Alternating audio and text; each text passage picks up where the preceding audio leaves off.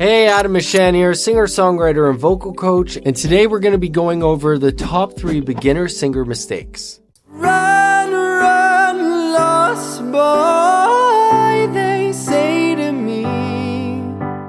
One of the biggest mistakes that I see a lot of beginner singers make is that they ignore diction. Diction and proper enunciation of the words as we're singing is crucial to be able to convey the message of the song in a conversational way. Now, a lot of diction is going to depend on the genre of music that you're singing, but you really want the audience to be able to hear every single word as you sing. What I see a lot of beginner singers do is that they will mumble through their words, especially in higher ranges. So they'll sing like, by the dawn's early light, what so proudly we hailed. And so they'll end up not enunciating their words clearly. By the dawn's early light, what so proudly we hailed.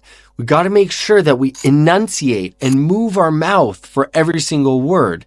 The key is to not do that too much and to not do that too little. It takes time and practice to get used to this, but it is absolutely crucial to good singing.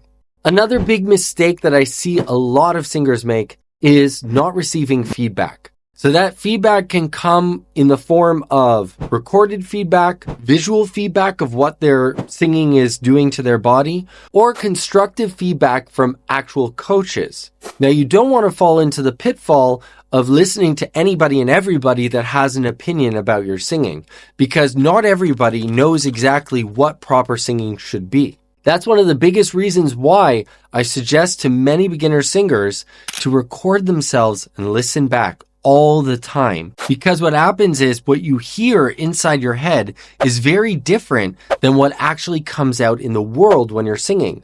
The goal is to record yourself so often that you start to bridge the gap between what you're hearing inside your head and what actually comes out of your mouth. So that even though what you think might sound good is happening inside your head, you know that it isn't because of the way that it sounds on the recording.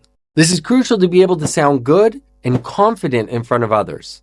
The next problem I see a lot of beginner singers make is having unrealistic expectations of what they can really do with their voice. Now, I don't believe that limiting yourself is the answer. But I do believe that a lot of people don't realize what it really takes to improve to the level that they want with their voice. When we're learning how to sing, we're building muscle memory, and muscle memory can be very hard to change. It is deeply ingrained in our emotional state, in our identity of the way we think of ourselves, and these things can hold us back from being able to sing properly, and it takes time to break those down and really see the improvements we want. Now, I'm specifically thinking of myself. When I was learning how to sing, I often thought that things would progress faster than they actually could. The goal is to try to get 1% better every single day. If we can continue to do this, before you know it, you're going to be able to sing way better than you thought.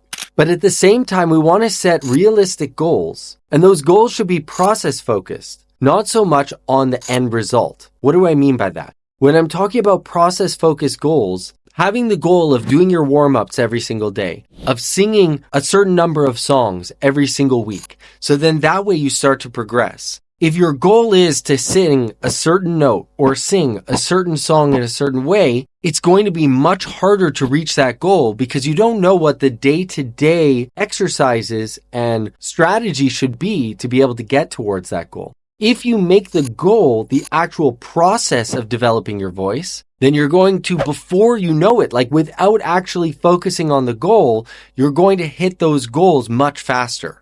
Now, if you're a beginner singer that's struggling to figure out your voice and to understand exactly what you should be doing, often finding out what your unique voice is can really help. On my website, in the link down below, I've got a quiz that will walk you through to find your voice type so that you can understand where your starting point should be. And if you found this video helpful, click right over here. You're going to like this one too.